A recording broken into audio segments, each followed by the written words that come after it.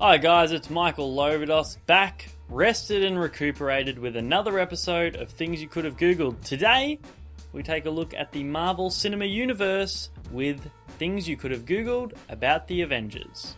Iron Man. Tony Stark's initial suit was metallic grey, however his girlfriend advised he change it to gold so he would be less intimidating to the people he is trying to help. He later changed it to red and gold, proving that whether you're a superhero or not, your woman will meddle in your affairs. Captain America has not always gone by the moniker Captain America. For instance, in the 70s, after he lost faith in America as a country after the Watergate scandal, he was the Nomad. Again, in the 90s, after losing faith with America again, he picked the Nomad moniker up again because no one wants to be Captain America when you don't believe in America. It'd be like being Captain Abortion. Not great.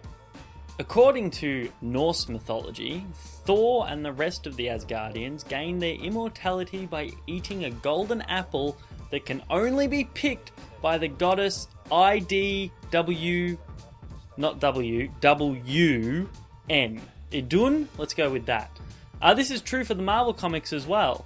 They haven't shown this in the cinema, but I like to imagine that every now and then Chris Hemsworth has to go back to Asgard and just eat an apple salad, because it doesn't really seem like a thing he would do, but without it, he's not immortal. So, how you like them apples, Chris Hemsworth? Black Widow was born in 1928. That makes her 87 years old. I bet you're still staring at her ass though, aren't you? Gilf. Hawkeye. He was never actually recruited to the Avengers. Instead, he broke into their base and demanded that they make him a member. More funny than that, because the Avengers were short on members at the time, they were forced to say yes, proving once and for all that Green Arrow is better than Hawkeye.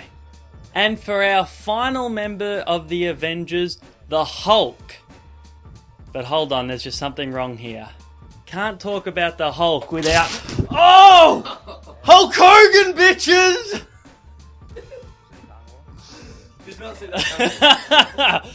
Alright, now I actually got to get the fact. I just thought you might want to have someone hulking out on your shirt, on your show.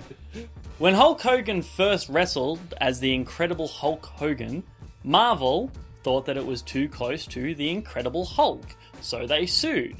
They won. Now, instead of dropping the gimmick, WWF at the time felt like it was worth money to pay Marvel to be able to use the Incredible Hulk Hogan.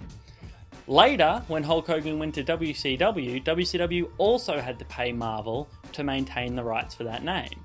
It is worth noting that when Hulk Hogan went to Hollywood Hulk Hogan, they thought they might have a case to not have to pay anymore.